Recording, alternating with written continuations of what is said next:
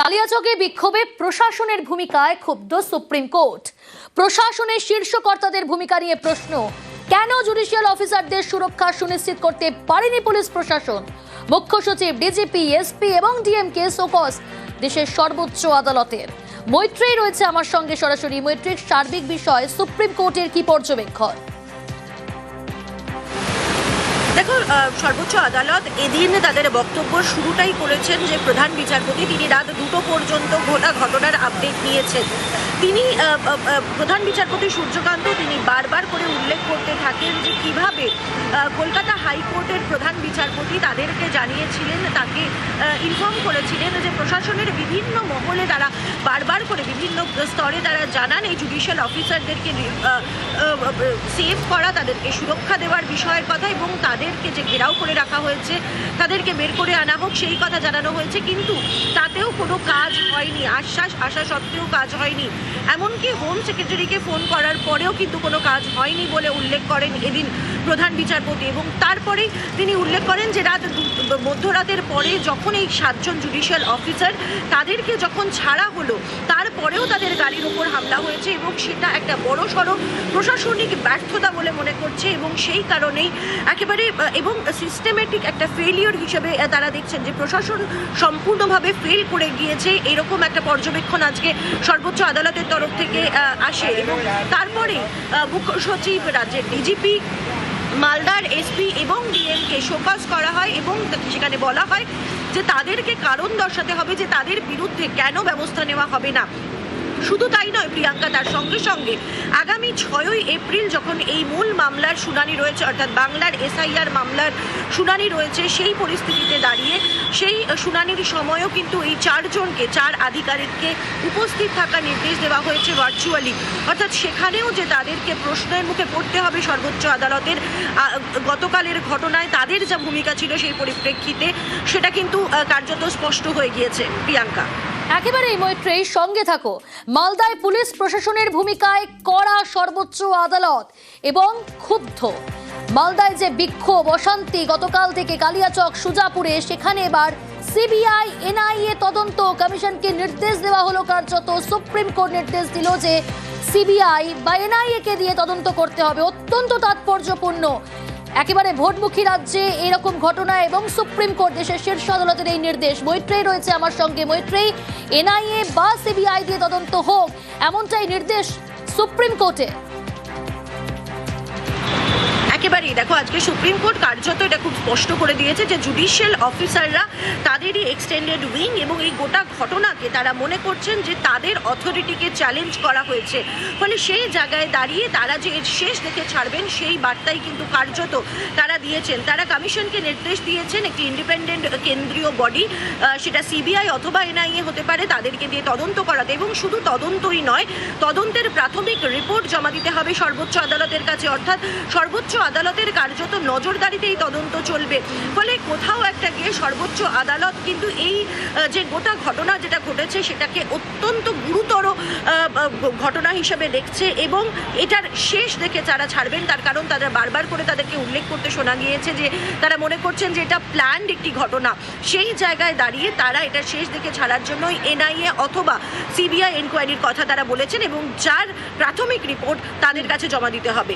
প্রিয়াঙ্কা, বেশ মৈত্রেয়ী, আজকে বেঞ্চের যে অবজারভেশন সাংঘাতিক, যে একটি রাজ্য সেই রাজ্য কিভাবে পলিটিসাইজড হয়েছে, প্রতিটি ইস্যুকে কিভাবে পলিটিসাইজ করা হচ্ছে। প্রধান বিচারপতি বলেছেন যে গ্রাউন্ডে কি হচ্ছে আমরা কি খবর রাখি না। রাত্রি 2টো পর্যন্ত তার দৃষ্টিতে ছিল, তিনি চেষ্টা করেছেন, মানে কোথাও রিচ করা যায়নি। এটা তো বোঝাই যাচ্ছে যে বিষয়টি কতটা প্যাথেটিক হয়েছে। যে নির্দিষ্ট নির্দেশ এই যে উচ্চতম আধিকারিকদের তাদেরকে শোকজ করা, নির্দিষ্টভাবে এই অ্যাসুরেন্স দেওয়া যাতে জুডিশিয়াল অফিসাররা ফ্রিলি এই কাজটি করতে পারেন। মালদায় বিক্ষোভ, অশান্তিতে বিরক্ত সুপ্রিম কোর্ট। জুডিশিয়াল অফিসারদের নিরাপত্তায় কেন্দ্রীয় বাহিনীর নির্দেশ। কমিশনকে দ্রুত কেন্দ্রীয় বাহিনী মোতায়েনের নির্দেশ শীর্ষ আদালতের। কালিয়াচকে গভীর রাত পর্যন্ত ঘেরাও বিচারক। ডিজিকে ভর্ৎসনা সিইও গণেশ কুমারের। অশান্তিতে গ্রেপ্তারিতে ডেডলাইন কমিশনের এবং গণেশ কুমার রীতিমতো ক্ষুব্ধ। ভর্ৎসনা ডিজিকে গভীর রাত পর্যন্ত যে 7 জন জুডিশিয়াল অফিসারকে ঘেরাও করে রাখা হয়েছিল, সেই ঘটনায় ডিজিকে ভৎসনা জ্ঞানেশ কুমারের। সোমরাজ রয়েছে আমার সঙ্গে। সোমরাজ, একেবারে কার্যত স্পষ্ট করে দিলেন জ্ঞানেশ কুমার যে কাউকে রেয়াত নয় এবং ডেডলাইন বেঁধে দিলেন সোমরাজ। আর কি নির্দেশ এবং বৈঠকে আর কি কি গুরুত্বপূর্ণ বিষয় উঠে এলো?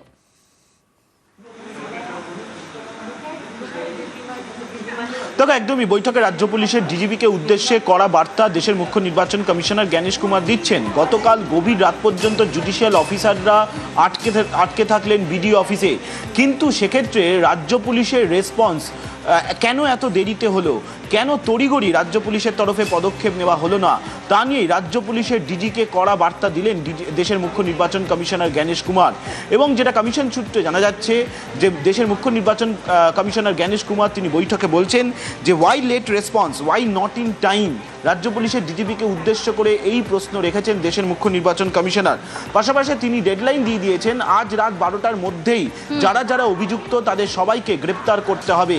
এবং এখনো পর্যন্ত গোটা ঘটনায় কতগুলি এফআইআর হয়েছে, রাজ্য পুলিশের ডিজিপির থেকেও সেই রিপোর্ট নিয়েছেন দেশের মুখ্য নির্বাচন কমিশনার জ্ঞানেশ কুমার বলে কমিশন সূত্রে খবর। পাশাপাশি আজকের ঘটনায় মালদা জেলার জেলাশাসক, মালদা জেলার পুলিশ সুপার, 2 আধিকারিক প্রশ্নের মুখে পড়েছেন দেশের মুখ্য নির্বাচন কমিশনারের। জ্ঞানেশ কুমার আজকের বৈঠকে প্রশ্ন রেখেছেন যে এই ঘটনায় কেন এত রেসপন্স দেরিতে করা হলো, কেন তড়িঘড়ি রেসপন্স থাকলো না। এবং যেটা কমিশন সূত্রে জানা যাচ্ছে, জেলা শাসক, পুলিশ সুপার উভয় স্বীকার করে নিয়েছেন যে তাদের তরফে দেরিতে রেসপন্স করা হয়েছে। এবং তখনই দেশের মুখ্য নির্বাচন কমিশনার জ্ঞানেশ কুমার স্পষ্টত সতর্ক করেছেন শুধুমাত্র মালদা জেলা নয়, সব আধিকারিকদের। এবং তিনি বলেছেন যে এটা শেষবারের মতো সতর্ক বার্তা, এবারেও যদি কিছু ঘটনা ঘটে তাহলে কমিশনের মতো বুঝে নেবে। অর্থাৎ এটাকে একটা লাস্ট ওয়ার্নিং হিসাবে দেশের মুখ্য নির্বাচন কমিশনার জ্ঞানেশ কুমার বলেছেন বলেই কমিশন সূত্রে খবর। একেবারে অর্থাৎ ডিজিকে ভৎসনা সিএসি জ্ঞানেশ কুমারের।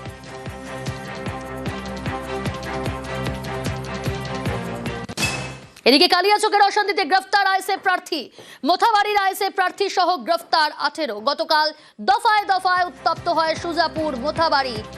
গভীর রাত পর্যন্ত ঘেরাও 7 জন জুডিশিয়াল অফিসার। আর সেই ঘটনায় এবার গ্রেফতার আইএসএফ প্রার্থী সেবক রয়েছে। আরো ডিটেল জানবো সেবক, পুলিশ সূত্রে লেটেস্ট কি আপডেট রয়েছে, কতজনকে গ্রেফতার? দেখো, এখনো পর্যন্ত গতকালের যে ঘটনা, সেই ঘটনায় মোথাবাড়ি কেন্দ্রের আইএসএফ প্রার্থী শাহনাজ আলী কাদরি তাকে গ্রেপ্তার করা হয়েছে। তিনি ছাড়াও আরও 17 জন, সব মিলিয়ে 18 জনকে গ্রেপ্তার করা হয়েছে। কিছুক্ষণ আগেই তাদেরকে মালদা জেলা আদালতে পেশ করে পুলিশ।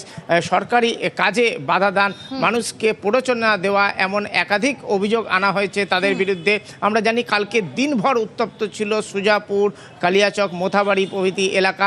বিশেষ করে মোথাবাড়িতে কালিয়াচক 2 নম্বর যে বিডিও অফিস, সেখানে মধ্যরাত পর্যন্ত জুডিশিয়াল অফিসারদেরকে তাদেরকে কিন্তু ঘেরাও এর মুখে পড়তে হয়, তারা কার্যত আটকে থাকেন।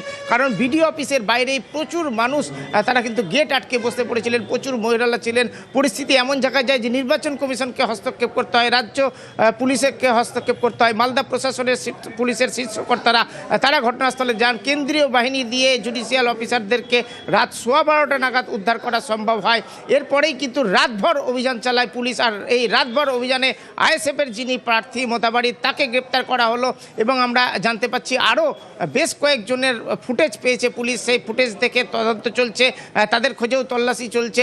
যদিও এই আইএসএফ প্রার্থী তিনি আজকে যখন মালদা আদালতে তাকে হাজির করা হয়, তিনি দাবি করেন তিনি ঘটনাস্থলে উপস্থিত ছিলেন না, তিনি অন্য কাজে ছিলেন। কিন্তু পুলিশ যেটা বলছে যে গতকাল দিনভর যে অশান্তি, উত্তেজনা, বিক্ষোভ, এই পুরো বিষয়টিতে একাধিক মানুষজনের প্ররোচনা কাজ করেছে, তার মধ্যে আইএসএফ প্রার্থীর ভূমিকা রয়েছে, এমনটা পুলিশের দাবি। আর তাই তাকে গ্রেপ্তার করা হয়েছে। বেশ,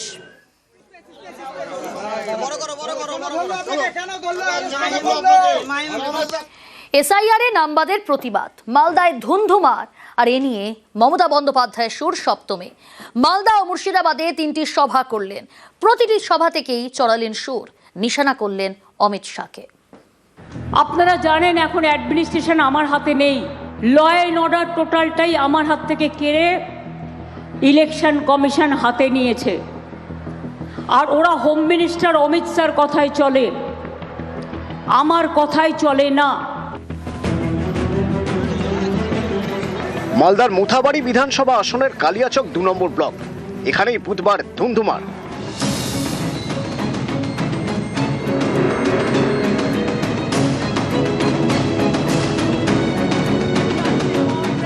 বৃহস্পতিবার মুর্শিদাবাদের সাগরদিঘি এবং সুতির সভা থেকে এ নিয়ে সুর চড়ান মমতা বন্দ্যোপাধ্যায়।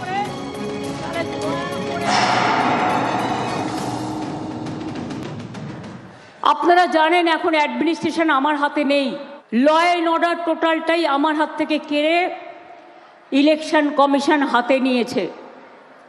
আর ওরা হোম মিনিস্টার অমিত শাহর কথাই চলে, আমার কথাই চলে না।